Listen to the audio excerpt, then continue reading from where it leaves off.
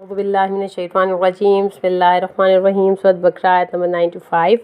वलन यतमन्नहु अबदा, वो कभी भी मौत की तमन्ना नहीं करेंगे। क्यों? बिमा कद्दमत आइदीहिम, इस वजह से जो उनके हाथों ने आगे भेज दिया। अल्लाहु अलीमुम बिज़्ज़ालिमीन, और अल्लाह ताला ज़ालिमों के बारे में मुकम्मल इल्म रखता है। ये आयत पिछली ही आयत की कंटिन्यूएशन है। पिछली आयत में अल्लाह तबारक व तआला ने फरमाया था कि इन यहूदियों से कहो जिनका अकीदा है कि आखिरत का घर सिर्फ़ यहूदियों के लिए है और आखिरत सिर्फ़ यहूदियों के लिए तैयार की गई है, तो मौत की तमन्ना करें। इस दुनिया में क्या कर रहे हैं?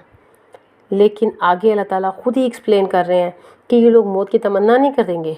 क्यों नहीं करेंगे? क्योंकि उन्होंने ऐसे अमल किए हैं जिसकी वजह से वो अल्लाह ताला के पास, अल्लाह ताला की मीटिंग से, उसको मिलने से और आखिरत से घबराते हैं।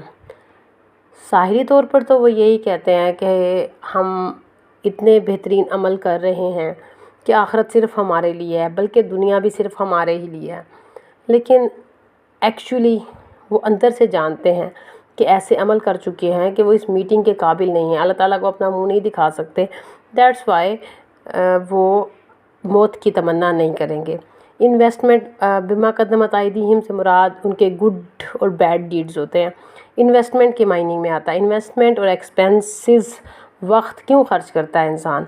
ताकि फ्यूचर में उसको उसका फ़ायदा हो। तो अच्छी इन्वेस्टमेंट अच्छा फ़ायदा देती है और बुरी इन्वेस्टमेंट नुकसान का बायस बनती है। अब अगर ये समझते हैं कि इनकी मनी, इनकी एफ़र्ट, एनर्जी सब की सब आखिरत की ज़िंदगी के लिए थी, तो फिर ये दुनिया की मोहब्बत में क्यों है?